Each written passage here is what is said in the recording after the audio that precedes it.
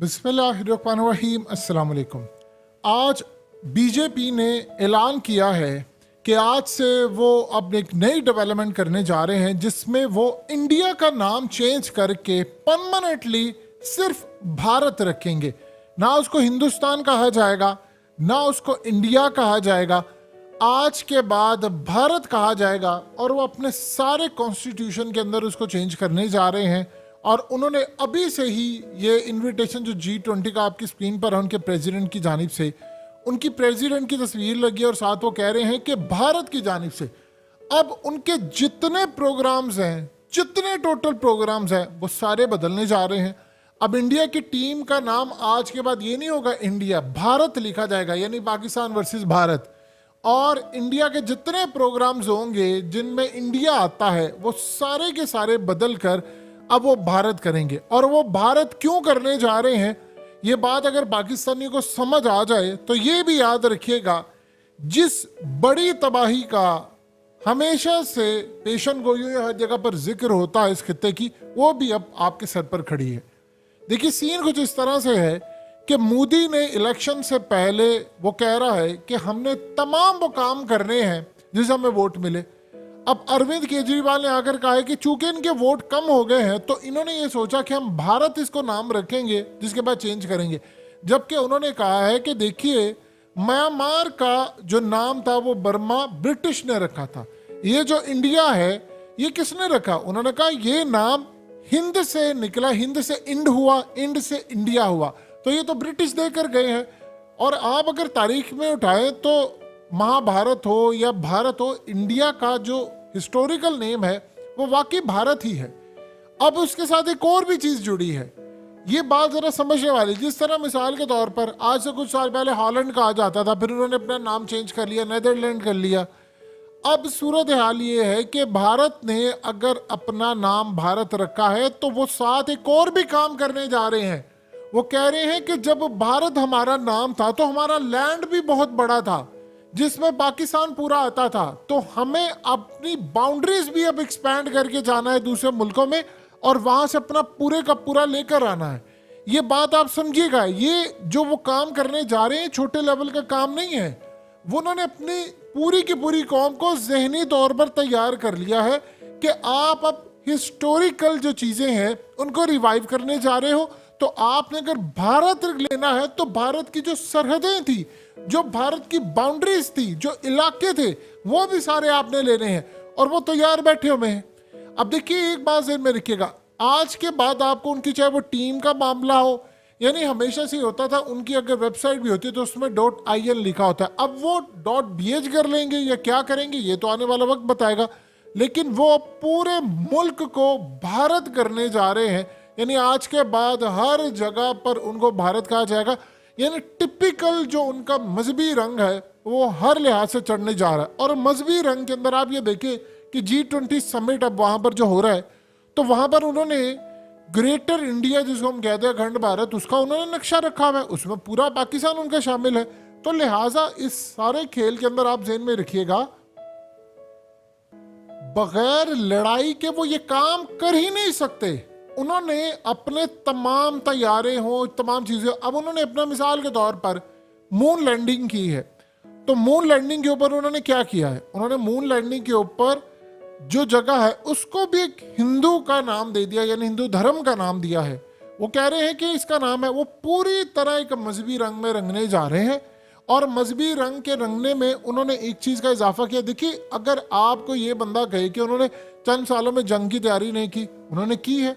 उन्होंने पैसा, उनकी इकोनॉमी चूंकि अच्छी थी, उन्होंने पैसा बहाया पानी की तरह, राफेल तैयारों से लेकर, इसराइल से बॉम्ब से लेकर, उन्होंने चाहे वो बैक एग्रीमेंट करवाया हो, चाहे उन्होंने नेविगेशन सिस्टम बेहतर किया हो, जैमर सिस्टम बेहतर किया हो, उन्होंने इलेक्ट्रोमैग्नेटिक पल्स वेपन के ऊपर काम किया, उन्होंने हर चीज पर काम किया है। ये टोटली तमाम चीजों पर काम किया है। तो इसीलिए अब वो लास्ट जो फेज है, आप अरविंद केजरीवाल को जो उन्होंने बात की उसको निगलेक्ट ना करे। उसने कहा उनका वोट बैंक चूंकि कम है तो उसको बढ़ाने के लिए उन्होंने काम किया है।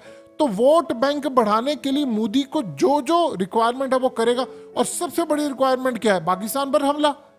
अब आप देखिए कि कल जो वांग ही ने, चाइना के फॉरेन मिनिस्टर ने बात की है, वो क्या बात थी?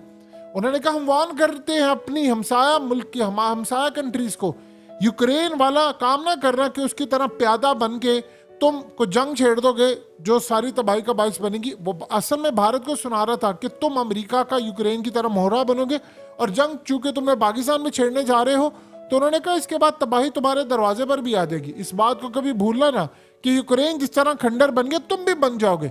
यानी तुम प्लान बनाकर बैठे हो मैं गिलगित बल्तिस्तान कश्मीर को लूंगा और वहां पर जाकर भी चाइना का नाटका बंद कर दूंगा, सी पैक और ये तमाम चीजों से। तो ये किसी गलत फहमी में ना रहना कि तुम ये काम करोगे। तो लिहाजा इन्होंने अब जो काम किया है वो अपनी तमाम चीजें चेंज कर रहे। देखिए हर मुल्क को हक है, इसमें कोई दो राय नहीं। अगर दुनिया में बड़े बड़े ममालिक है वो अपना नाम बदल लेते हैं, वो हिस्टोरिकल नेम पर चले जाते हैं, इसमें तो कोई दो राय नहीं है। लेकिन ये भी तो आप ज़हन में रखिएगा ना, उनका मोटिव और होता है, इनका मोटिव भी और है। इसका मोटिव है कि हमें वो पाकिस्तान का लैंड लेना है। बगैर जंग किए वो अपनी हिस्टोरिकल चीज़ों पर आ ही नहीं सकते। देखिए वो सारे मुसलमानों की जो बाकियात है वो गिराते जा रहे हैं। वो दिन दूर नहीं है जब इन्होंने ताजमहल को गिराना है। ये आप अपने दिल और दिमाग में बिठा ले, ताजमहल को उन्होंने गिराना है, उसको खंडरात बनाना है, उसकी जगह उन्होंने कहना है, हत्ता कि उन्होंने कैंपेन शुरू कर दी है कि ताजमहल की जगह हमारा यहाँ पर मंदिर था और हमने ये बनाया। उसके बाद उन्होंने अपनी कौम को इतना पंप कर दिया हुआ है, इतना मेंटली तौर पर तैयार किया है कि उनकी कौम को पता है कि 2024 के इलेक्शन से पहले पाकिस्तान से जंग छिड़नी है। और इस दफा की जो जंग है जो छिड़ेगी तो वो फिर किसी के कंट्रोल में नहीं रहेगी। ये जड़ावाला का जो वाकया हुआ था उसमें बज़ाहिर क्या है, बज़ाहिर एक चीज जो नई सामने आई है कि एक खामन था, उसकी बीवी का किसी से मुआशका चल रहा था, बकौल उसके कि उसको अभी कंफर्म करने वाला कि वाकई था, उसको शक था। उसने अपनी बीवी के आशिक को मरवाने के लिए पहले एक सुपारी दी, वो बंदा काम नहीं कर पाया। फिर उसके बाद उसने पैसा देने की बजाय कहा कि मैं इस पर गुस्ताखी का को फतवा लगवा देता हूँ। उसने कुरान पाक की बेहुरमती की, नबी पाक सल्लल्लाहु अलैहि वसल्लम की शान में गुस्ताखी की, उसकी तस्वीर और सब किया। और बाद में आज देख लें उसने सिर्फ एक बंदे को सजा देनी थी और पूरी की पूरी उनकी क्रिश्चियन बरादरी को सजा मिल गई कि सब कुछ जलकर आग हो गया। उनके चर्च, उनकी बाइबल, कोई चीज सलामत नहीं रही। तो आप एक दफा जब काम करते हैं तो फिर चीजें आपके कंट्रोल से बाहर हो जाती हैं। मोदी जंग में उतर तो रहा है लेकिन ये जंग उसके कंट्रोल से बाहर हो जाएगी। फिर वो चाहे भारत में लड़ी जाए चाहे पाकिस्तान के पूरे में फैल जाए, क्योंकि इंडिया ने दो काम तो करने हैं। उसके जो स्लीपर सेल्स हैं पाकिस्तान के अंदर, वो बीएलए को भी एक्टिवेट करेगा, उनको भी एक्टिवेट करेगा, टीटीपी को, वो सारे पाकिस्तान पर चढ़ दौड़ेंगे, ऊपर से भी चढ़ दौड़ेंगे। उनको पता, वो दूसरा उसने लॉबी कर लिया। देखिए इंडिया के चांद पर पहुंचने के बाद दुनिया की कोई ताकत इस वक्त भारत के खिलाफ खड़ा होने को तैयार नहीं है। वो हर जगह पर भारत का साथ देंगे, ये बात आप अपने ज़हन में रख ले। अमेरिका का मफाद भी इसी में है कि भारत का साथ देकर चाइना को दबोचे। तो पाकिस्तान के खिलाफ उन्होंने क्या प्लान किया था? हमीद गुल ये प्लान बड़ी देर से बेनकाब कर रहे थे। उन्होंने कहा था कि प्लान ये है आईएमएफ के थ्रू कि हम इस सतह पर पहुंच जाए जहां पर हम आईएमएफ का कर्जा देने के काबिल ना रहे। तो वो ये कहें कि पाकिस्तान में बिजली नहीं, पाकिस्तान के हालात ठीक नहीं है। हमीद गुल ने ये बात कंटिन्यूसली कही थी कि उसके बाद इनका प्लान ये है कि कहें एक यूनाइटेड नेशन में करारदाद पास करें कि पाकिस्तान के अंदर तो खाना जंगी हो सकती है, फलाना हो सकता है, तो इनके एटमी हथियार हम कब्जे में ले लेते हैं। तो जब एटमी हथियार हम कब्जे में लेंगे तो फिर उसके बाद उन्होंने कहा वो पाकिस्तान को छोड़ेंगे नहीं। अब आप बताइए कि ये सारा कुछ आपको क्या होता नजर नहीं आ रहा कि हमारे हालात कितने खराब हैं, क्या चीजें हुई हैं, क्या क्या मामला हुआ है। इस सारे सूरत हाल के बाद क्या भारत ये काम नहीं करेगा कि वो आईएमएफ के शिकंजे में पाकिस्तान को रहने दे ताकि वो पाकिस्तान पर हमला करे?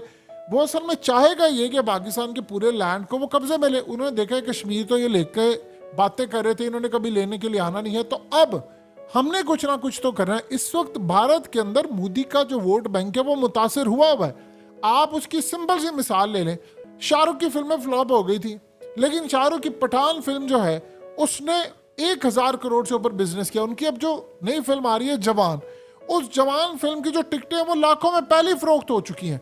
यानी वो भी हो सकता है कि वो पठान का रिकॉर्ड तोड़ दे। उसका क्या मतलब? उसका मतलब है कि मोदी की जो पॉलिसी थी मुसलमानों के खिलाफ वो फेल हो रही है, तो उसको इस पॉलिसी को रिवाइव करने के लिए भारत करना पड़ा है या नेम चेंज करना पड़े या उसको आगे जाना पड़े। ये सारी सूरत हाल है इसमें कि वो जंग के लिए तैयार। और वो कह रहे हैं कि जो हमारे भारत के दौर में इलाके थे, वो पाकिस्तान हो या कोई और हो, वो हमने हर सूरत लेने हैं। इसी के लिए वो काम कर रहे हैं और इसी के लिए वो आ रहे हैं। आप जो मर्जी कहते रहे, इस जंग में दुनिया ने भारत का साथ देना है। भारत के पास टेक्नोलॉजी, पैसा, हथियार सब कुछ उनके पास है और वो बड़े पैमाने पर जंग ये करेंगे और इसी के लिए उन्होंने अपनी कौम को भी तैयार इसको करके रखा है।